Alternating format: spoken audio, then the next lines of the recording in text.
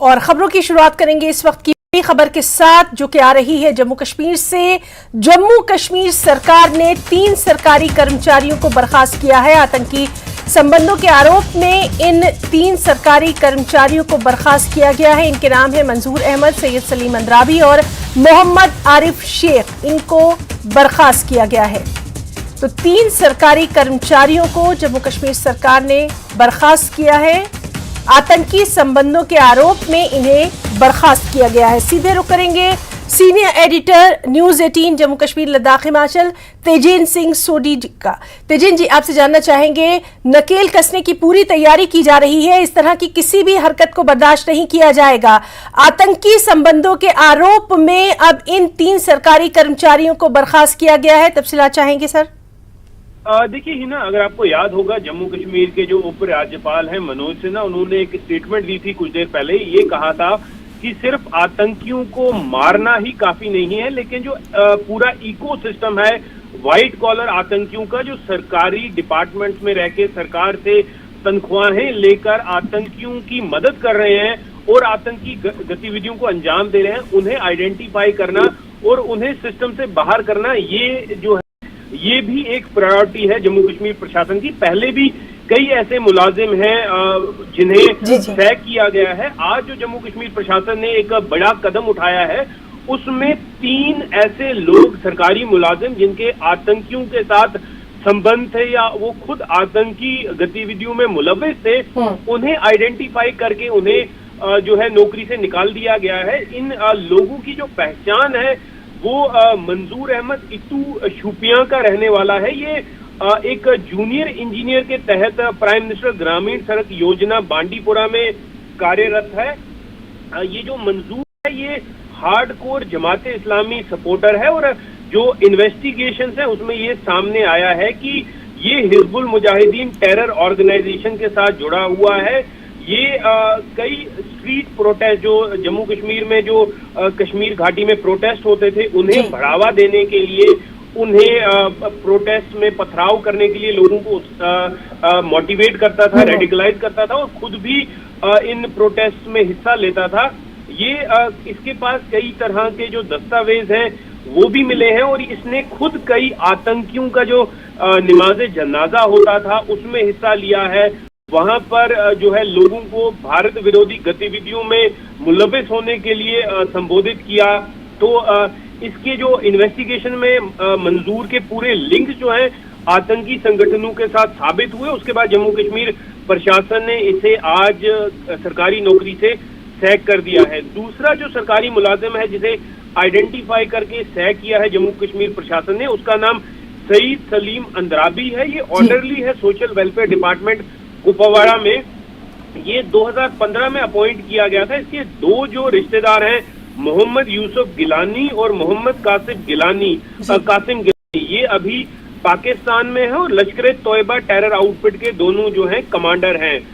ये सलीम का जो फादर है सईद इफ्तिकार अंद्राबी, वो 2015, 16, 17 में पाकिस्तान गया। वहां पर कई आतंकी आका जो हैं उनसे मिला और उसके बाद एक नार्को टेरर नेटवर्क अपने बेटे के साथ मिलकर ये नार्को टेरर नेटवर्क बनाया, जिसमें जो पाकिस्तान से नशीले पदार्थ यहाँ लाए जाते थे, यहाँ पर उन्हें बेचा जाता था। और ये सैफुल्ला नाम के एक आतंकी के साथ इन टच है जो इसका हैंडलर है और वो अफगानिस्तान का रहने वाला है। तीसरा जो जिसे सरकारी मुलाजिम जिसे सैक किया गया है उसका नाम है मोहम्मद आरिफ शेख। ये एक गवर्नमेंट टीचर है मिडिल स्कूल माहौर का। 2010 में इसे अपॉइंट किया गया था एज ए रहबरे तालीम। उसके बाद अगर आपको याद होगा जो जम्मू में हाल ही जो आतंकी घटनाएं हुई, जैसे शास्त्री नगर में एक आईडी अटैक हुआ था फरवरी 2022 में, नरवाल में जो 2 आतंकी जो आईडी ब्लास्ट हुए थे 21 जनवरी 2023 को, उसमें इसका जो है हाथ बिल्कुल पाया गया है। ये पाकिस्तान में जो हैंडलर थे इसके कमरदीन और जिसका इलियास कासिम इलियास सलमान, उनके साथ इन टच था। और जो कटरा बस में जो आईडी ब्लास्ट हुआ था जिसमें 4 श्रद्धालु मारे गए थे, उसे भी आरिफ शेख ने ही प्लांट किया था। तो इसे ये हालांकि आरिफ जो है ये हिरासत में है। नरवाल ट्रांसपोर्ट यार्ड में जो ब्लास्ट हुए थे उस सिलसिले में इसे अरेस्ट किया गया था। फिर इसका जो इन्वॉल्वमेंट है बाकी आतंकी गतिविधियों में भी पाई गई थी। तो इस तरह से जम्मू कश्मीर प्रशासन ने एक कड़ी कार्रवाई की है और इन तीनों सरकारी मुलाजिम को इमीडिएट इफेक्ट से सरकारी नौकरी से निकाल दिया गया है। जी तेजन जी, बहुत बहुत शुक्रिया अदा करना चाहेंगे बेहद अहम तफसीली जानकारी के लिए। तो लगातार इस बेहद अहम खबर पर नजर बनी हुई है। 3 सरकारी कर्मचारी बर्खास्त किए गए हैं और जम्मू कश्मीर सरकार ने ये अहम कार्रवाई की है। इसी पर तफसीलात दे रहे थे तेजेन सिंह सोनी। जम्मू कश्मीर में एक और टारगेट किलिंग हुई। कश्मीरी पंडित संजय शर्मा को आज निशाना बनाया गया। संजय शर्मा को आतंकियों ने गोलियां मार दी। पुलवामा के अच्छन में ये वारदात हुई। संजय शर्मा बैंक गार्ड के पद पर कार्यरत थे। टीआरएफ ने हमले की जिम्मेदारी कबूल की।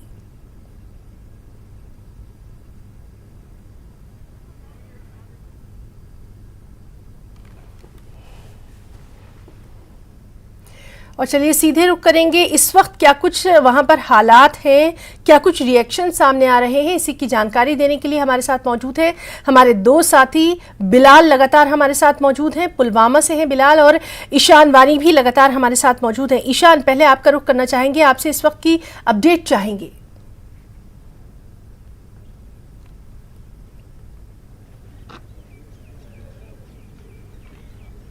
देखिए, मैं आपको बता दूं यहाँ पर काफ़ी सीनियर अधिकारी जो हैं यहाँ पर मौजूद हैं, जिसमें डिप्टी कमिश्नर जो यहाँ के हैं उन पर कैंप किए हुए हैं ताकि जो अभी यहाँ पर पुलिस की तरफ से एक ऑपरेशन भी लॉन्च किया गया है। इलाके को देखा भी जा रहा है और यहाँ पर यही वो बैंक है जहाँ पर संजय जो है अपनी ड्यूटियाँ देते थे। हालांकि जो गार्ड का कहना है, उनका कहना है कि कुछ महीनों से उनको कहा गया था कि यहाँ पर ना आए, क्योंकि पिछले कुछ महीनों से हमने देखा था कि कुछ टारगेटेड किलिंग्स जो हैं कश्मीरी पंडितों की हुई थी, जिसके बाद कहीं ना कहीं एक डर का माहौल था, जिसके बाद यहाँ पर मना कर दिया गया था उनको आने के लिए।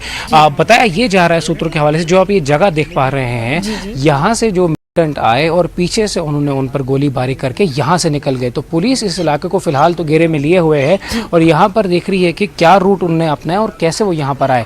लेकिन यही वो बैंक है, मैं आपको दिखाना चाहूँगा, कुछ 100-150 मीटर की दूरी पर है उनके घर से, जहाँ पर वो अपना काम करते थे। बताया ये जाता है कि कम से कम 3 गार्ड जो है यहाँ पर रहते थे, जो कि बैंक और ATM की निगरानी करते थे। और मैं आपको ये जगह भी दिखा दूँ जहाँ पर ये हमला हुआ, कुछ ही मीटर दूरी पर जो है यहाँ पर वो थे और वो जो है बाहर आ रहे थे अपने घर से, जो कि करीब 100 मीटर दूरी पर है, और यहाँ पर उनको गोलियां बनाकर निशाना बना दिया गया। हालांकि जो लोग थे उनमें काफ़ी आक्रोश है यहाँ पर, और कुछ समय पहले हमने देखा कि कुछ लोगों ने यहाँ पर नारेबाजी भी की। और यही जहाँ पर आपको पानी इस समय दिख रहा है, यही वो स्पॉट है जहाँ पर उन पर गोलियां चलाई गई और जिसके बाद अस्पताल में वो अपना दम तोड़ बैठे। जी ईशान, आपसे ये भी जानना चाहेंगे, जो कि ग्राउंड रियलिटी पर आप मौजूद हैं, ग्राउंड जीरो पर हैं, वहाँ पर क्या और भी कश्मीरी पंडित जो है वो क़याम पजीर हैं, वो भी वहाँ पर रहते हैं?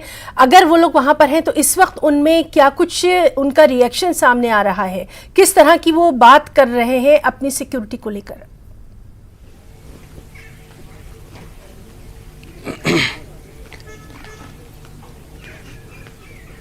जी देखिए, यहाँ पर जो है उनका घर मैं आपको दिखाता चलूँ। यहाँ पर आपको मैं पहले बताऊं कि सिक्योरिटी का बंदोबस्त जो है पहले ही कर दिया गया था सुरक्षा बलों की तरफ से।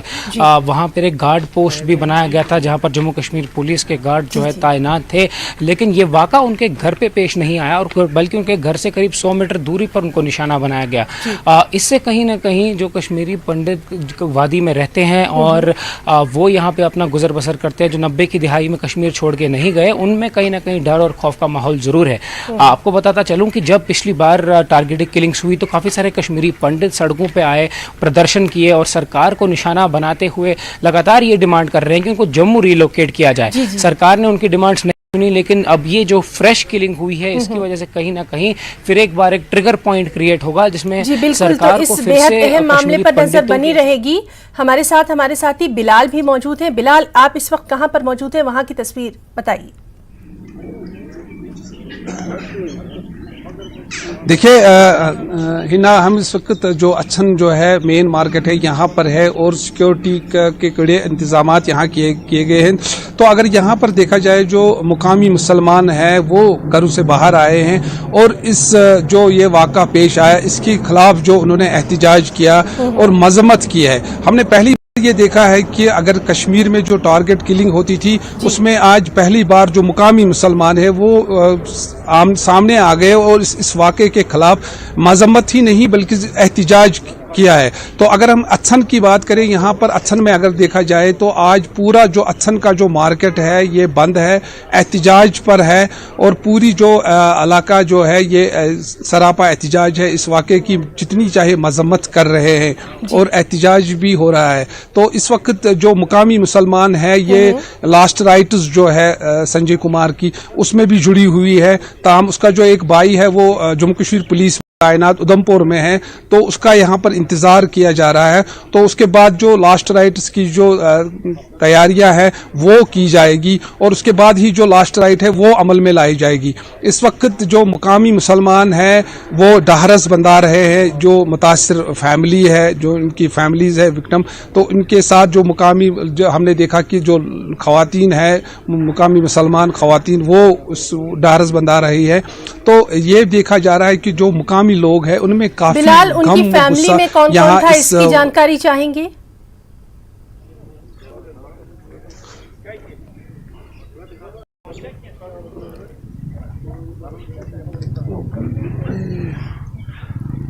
तो हम आपको लगातार दिखा। हाँ बिलाल, अगर आप मुझे सुन पा रहे हैं तो आपसे जानना चाहेंगे उनकी फैमिली में कौन कौन है? जी जी हाँ, देखिए जो संजय कुमार है इसकी छोटी बेटियां दो बताई जाती है तो पीछे जो है वो है इसके पीछे और एक जो अहलिया है जो इसके साथ वहाँ इस वक्त मौजूद थी जिसको ये डॉक्टर के पास ले जा रहा था। तो उसी दौरान इसका जो ये वाक़ा पेश आया है। तो ये है और इसका भाई जो है ये तीन भाई यहाँ रहते थे जिसमें एक भाई अभी उधमपुर में है। तो यही दो जो फैमिलीज थी ये यहाँ पर रिजाइड करती थी। अगर देखा जाए मिल्टन से पहले लगभग 30 घराने यहाँ कश्मीरी पंडित आबाद थे इस अच्छन गाँव में, लेकिन अब यही 2 घराने यहाँ पर कायम मौजूद थे। तो आज इंसिडेंट के बाद तो यहाँ पर इनमें काफी अब खौफ पाया जा रहा है। और आखिरी रस्मात के ताल्लुक से आपने बताया कि उनके भाई का इंतजार किया जा रहा है, कब तक उनके पहुंचने की उम्मीद है, उसके ताल्लुक से कोई खबर है? देखिए यही कहा जाता है कि वो वहां से तो निकले हैं लेकिन अभी श्रीनगर को शहरा तो काफी जामिंग भी लगा रहता है। तो इस सिलसिले में उसका इंतजार यहाँ किया जा रहा है। ताहम जो मुकामी मुसलमान है जितनी भी लवाजमात करनी है वो पूरी यहाँ के मुकामी मुसलमानों ने की, चाहे लकड़ी हो या कोई दूसरा वो यहाँ के मुकामी मुसलमानों ने की। लेकिन अब लास्ट राइट्स तभी अंजाम दी जाएंगी जब इसका संजय कुमार का जो भाई है जो उधमपुर में तैनात है वो आएगा, उसके बाद ही वो अंजाम दी जाएगी। बिल्कुल बिल्कुल। ईशान, अगर आप मुझे सुन पा रहे हैं तो इस वक्त वहाँ जो लोग मौजूद हैं क्या उनके तासुरात हम अपने दर्शकों तक पहुँचा सकते हैं?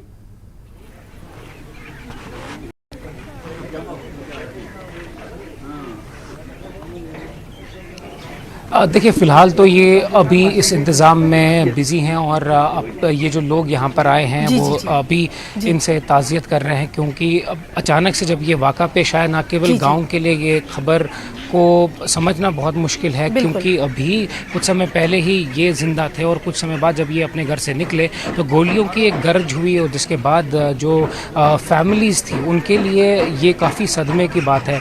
अभी आप देख सकते हैं कि लोकल परिवार जो यहाँ के मुस्लिम हैं वो जुड़ चुके हैं और इनसे बात करने की कोशिश कर रहे हैं ताकि उनको एक सहारा और दिलासा है कि जो ये मुश्किल घड़ी है उसमें कहीं ना कहीं ऐसे जो लोग हैं लोकल वो सामने पेश आए हैं। लगातार इंतज़ाम किए जा रहे हैं ताकि इनकी जो आखिरी जर्नी है उसको पीसफुली यहाँ पे अंजाम दिया जाए। ये इनका घर है। यहाँ पे मैं अपने कैमरा पर्सन बशीर साहब से कहूँगा कि वो आपको दिखाएं कि ये इनका घर है जहाँ पे वो रहते थे।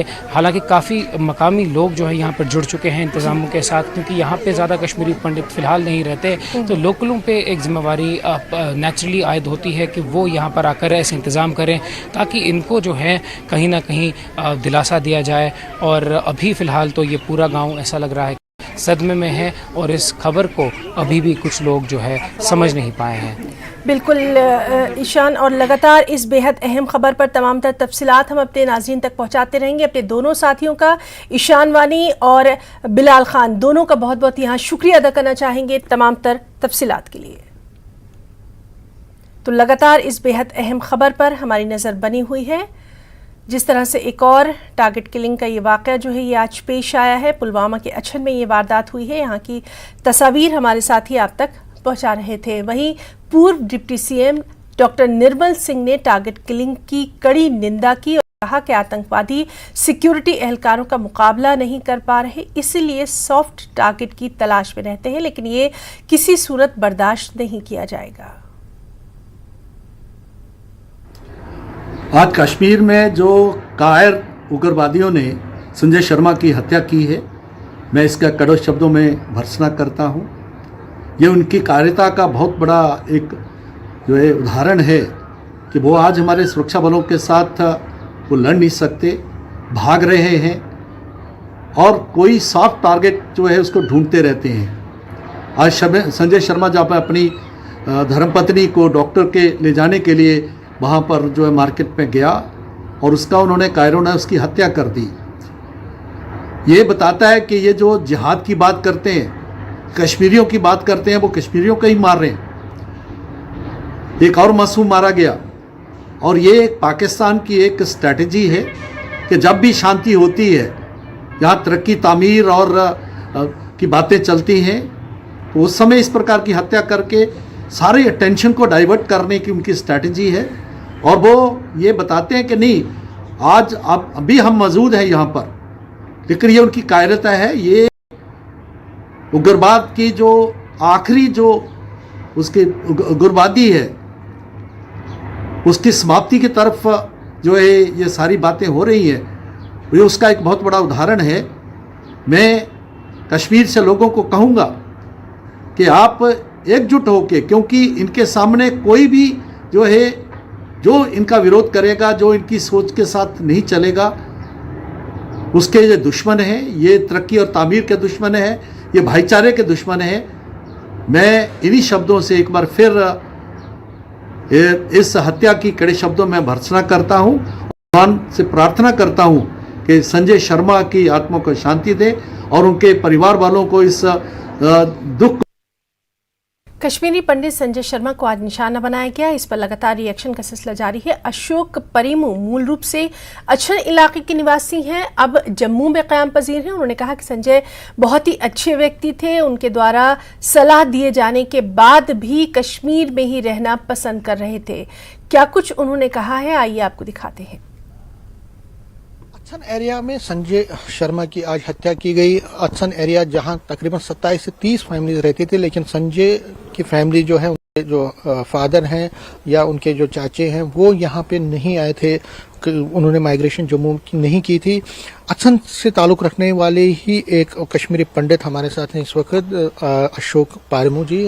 अशोक जी, कैसे मिजाज था संजय जी का, ये क्या काम करते थे और इन्होंने माइग्रेशन क्यों नहीं की थी? ये बेसिकली बाय प्रोफेशन ये पुरोहित थे, मतलब इनको हम गुरुजी बोलते थे। इनके फादर काशीनाथ जी, उनकी डेथ हो गई, फिर ये इनके 4 लड़के थे। इसके बड़े बेटे ने कुछ सीखा। जो ये संजय जी है, ये तीसरे नंबर पर था, 4 बेटे थे उसके। इसको हमने बहुत बार कोशिश की कि जम्मू आ जाओ, हम आपको शास्त्रीय विद्या सिखाएंगे ताकि आप 4 पैसे कमाओगे, लेकिन उन्होंने बोला नहीं, हम यहाँ पर ठीक है, क्योंकि हमारे आज मुसलमान भाई बाकी ये बोलते हैं हम आपकी सेफ्टी हमारी है, तो हम नहीं जाएंगे। हम क्या करेंगे जम्मू में, क्या खाएंगे, क्या पिएंगे, कैसे मतलब अपना रोजगार क्या हो है नहीं हमारे पास। हम यहाँ पर चलो थोड़ी सी जमीन है, गरीब थे लेकिन शरीफ इतने थे, कहने की बात। इसको हाल ही में 2-3 साल पहले एक ऑपरेशन आया था, इसका सिर आधा ही था, इसका पता नहीं ट्यूमर था क्या था, सिर आधा ही था। ये तो समझो आधमरा था। मुझे समझ नहीं आ रहा, इतने दुखद की बात है कि आधमरे को आज उन्होंने मारा, ये तो पहले का ही मारा था बेचारा। ये इतना शरीफ था, इतना मतलब जी करके सबके साथ बात करता था और सिर नीचे करके बात करता था। हैरानी वाली बात है, बहुत बहुत दुखद है, बहुत दुखद है। और हमें बोल रहे, गवर्नमेंट बोल रही कि रिहेबिलिटेट, कैसे रिहेबिलिटेशन हो जाएगी? अगर यही वाकत हो गए, जो वहां के रहने वाले हैं जिन्होंने माइग्रेशन की नहीं, जब वो सेफ नहीं है तो माइग्रेंट कैसे रिहेबिलिटेट वहां हो जाएगा? कैसे वो वहां गुजर बसर करेगा? ये बोलते हैं सिक्योरिटी, सिक्योरिटी कहाँ कहाँ तक जाएगी। ये बेचारा आज गया था दुकान पर सौदा लेने के लिए, अब सिक्योरिटी इनके घर में है तो सिक्योरिटी के साथ साथ जाएगी। जैसे कि वो पूरन कृष्ण भट्ट चौधरीगढ़ में मारा, वो बाग में जा रहा था, उसको रास्ते में मारा, सिक्योरिटी उसके घर में रह गई है। राहुल भट्ट अपने दफ्तर में मारा गया। ये गवर्नमेंट हमें बोल रहे हैं रेहबिलिटेट कैसे, ये रेहबिलिटेशन हो सकती है ये मुमकिन? जबकि ये इनके मतलब 30-32 साल हम तो माइग्रेशन हमने कर दी, इन्होंने नहीं कर दी थी। इनके अपने आस पड़ोस के साथ दे रहे थे, लेकिन आज वो आस पड़ोस वाले कहाँ गए जब इसकी मौत आई? आज वो सामने क्यों नहीं आए? उनको पकड़ा क्यों नहीं? बंदूक वालों को क्यों नहीं पकड़ा? भाई ये नहीं, ये हमारा भाई है, इनको हमने जबरदस्ती यहाँ पकड़ा है कि नहीं आप रहो। आज कहाँ गए वो भाई? ये बड़े अफसोस की बात। एक चीज बताइए, आपकी कब लास्ट बार बात हुई थी संजय जी से, और कैसा 2 महीने पहले, मैं 2 महीने पहले क्योंकि मैं आता जाता था वहां मंदिर, और मैं मंदिर की चाबी इन्हीं के पास रखता था। जब मैं वहां जाता था ये सारे भाई मेरे साथ आते थे मंदिर की, वो क्योंकि ये रखवाली मंदिर की यही करते थे, क्योंकि वही एक घर था, 27-30 घर हम थे, आज वही एक था वहां पर, और यही मंदिर की भी रखवाली करते थे। मैं जब जाता था तो एक बार बेचारे सारे एक के चारों भाई आते थे, इतने शरीफ, इतने कहने की बात नहीं, मुझे समझ नहीं आ रहा है, ना इनमें कोई नुक्स था, ना इनमें कोई, ये कहते नहीं कि नहीं भाई वो तेज मिजाज का है, कुछ किया होगा गड़बड़, मैं नहीं मानता हूँ। ये बेचारे इतना ये मतलब बेकसूर इनोसेंट बेचारा था, इनोसेंट, और इसके बच्चे इतने छोटे छोटे, अब बेचारे क्या करेंगे? वो इसकी बीवी क्या करेगी? क्या डिमांड है सर? क्या खाएगी? अगर गवर्नमेंट चाहे अगर करोड़ भी दे दे वो भी कम है, वो संजय जी को वापस नहीं लाएगा, वो करोड़ रुपए संजय जी को वापस नहीं। अब क्या देखना है, इसके बच्चे छोटे हैं, कम से कम करोड़ रुपए इनको मिलना चाहिए, और उसको इसकी बीवी को नौकरी मिलनी चाहिए। तो जिन्होंने एक अंजाम दिया है, आप चाहते हैं कि उनको जल्द से जल्द पकड़ा जाए? बिल्कुल बिल्कुल, ये बोलते हैं गवर्नर साहब बोलते हैं कि भाई हमने भाई कड़ी सुरक्षा की है, हम एकदम हम भी चाहते हैं कि उनको चौराहे पर लाओ, चौराहे पर उनको सजा दो ताकि सामने पकड़े। लेकिन मुझे ये नहीं लगता है, इन्होंने पूरन कृष्ण भट्ट जब मारा गया उसके 10 दिन बाद इन्होंने बोला था कि भाई वो बंदा मिल गया, किसने उसको मारा, वो उधर विहिल कसदूर का रहने वाला था। अगर इन्होंने पता किया था, आइडेंटिफाई किया था किसने मारा, लाखों फौज इस वक्त कश्मीर में है, क्या वो जिंदा नहीं पकड़ सकते थे उसको? और पता चलता है कि ये आते कहां से हैं, ये बंदूकें कहां से आती है, कौन आता है, लेकिन बाद में क्या किया, उसको एलिमिनेट कर दिया। अच्छा, जो वहाँ पे रहने वाले लोग हैं, आसपास के गांवों में भी बहुत सारे कश्मीरी पंडित हैं, तो आपको लगता है कि एक बड़ा कंसर्न है और सेफ्टी उनकी अब बड़ी प्रायोरिटी बन गई? बहुत मुझे लगता है जो भी इस वक्त कश्मीरी पंडित कश्मीर में रहता है वहां नहीं रहना चाहिए, वो सेफ नहीं है हमारे लिए। हमारे लिए वो टोटली सेफ क्यों? ये देखो जिन्होंने दिन रात इनके साथ ही रहे हैं, जब वो सेफ नहीं है हम कहां सेफ? रिहैबिलिटेशन कहां हो जाएगी? रिहैबिलिटेशन की बात है ही नहीं, रिहैबिलिटेशन भूल जाओ। ये बात जो ये पीएम पैकेज एम्प्लॉयज, क्या लगता है आपको कोई रिलोकेशन होनी चाहिए अब? बिल्कुल पीएम पैकेज, ये इस वक्त इन्होंने जानबूझ के, अगर मैं वसूख से कहता हूं, अगर किसी पीएम पैकेज एम्प्लॉय को कोई नुकसान पहुंचा, ये सारी जो सेंट्रल गवर्नमेंट और यहाँ की गवर्नमेंट है उथल पुथल कर देंगे हम उसको, ये याद रखो। तो ये देखिए, गुस्सा अपनी जगह है, और गुस्सा है जो कश्मीरी पंडित है, ये जो अशोक पारमू है, ये संजय को बहुत टाइम से जानते थे। इनका कहना है कि बहुत गरीब घर से ताल्लुक रखने वाले लोग थे, लेकिन फिर भी उन्होंने कश्मीरियत चुनी, कश्मीर में ही रहे, यहाँ माइग्रेशन नहीं की। अब ये चाहते हैं कि सरकार उनकी फैमिली की तरफ देखे, उनको पैसे के साथ साथ नौकरी भी फराहम किया जाए, ताकि जो इनके बच्चों की सर्वाइवल है वो सुनिश्चित हो, उनकी फैमिली थोड़े सर्वाइव कर सके। कैमरामैन आशु के साथ में समीर भट्ट, न्यूज़ 18 जम्मू। संजय शर्मा की टारगेट किलिंग को लेकर मुसलमानों में भी सख्त नाराजगी देखी जा रही है, गम गुस्सा है। अच्छन पुलवामा के लोगों ने इस टारगेट किलिंग के खिलाफ जमकर एहतजाज किया।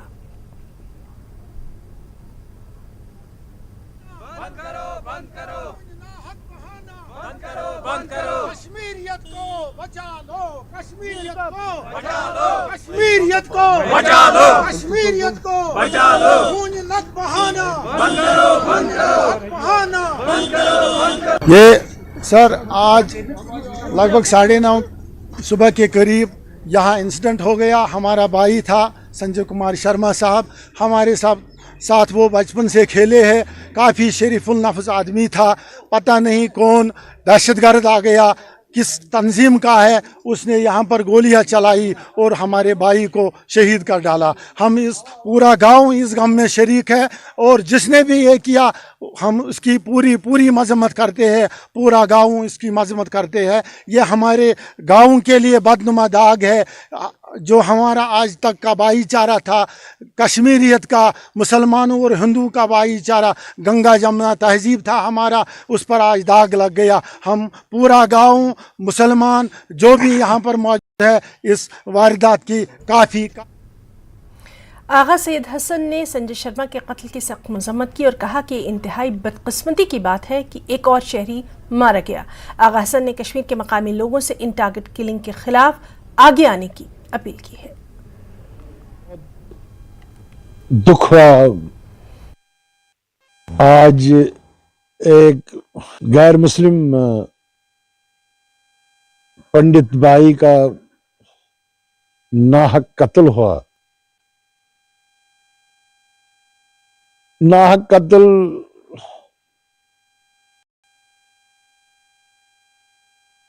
इसकी जितनी भी मजम्मत की जाए वो कम है। छोटा सा मुलाजिम, एटीएम का मुलाजिम इस तरह बेईमाना तौर कत्ल करना, कोई भी मसलक को, कोई भी मजहब इसका इजाजत नहीं देता है। मैं लगता है जिस तरह बयानात से लग रहा है हुकूमत हालात बेहतर बनाने में कामयाब हुए हैं, अमन अमान का माहौल साजगार बनता जा रहा है, मगर कत्ल पर कत्ल वकूफ पजीर होना, इसका कौन जवाब देगा? अगर हालात ऐसे होते जिस तरह अब मौजूदा इंतजामिया दावा करता रहता है, तो ये तो फिर नहीं होना चाहिए था। हमारे पंडित भाई जम्मू में आज कई महीनों से इसीलिए सदाए एहतजाज बुलंद करे हुए हैं कि हमारा कश्मीर में रहना महफूज बनाया जाए। हम तब तक नहीं जाएंगे जब तक कि हमारी हिफाजत यकीनी नहीं बनाई जाएगी। तो क्या यही तहफ़्फ़ुज़ है इनके लिए? आज और एक पंडित भाई कत्ल हुआ है। मैं तमाम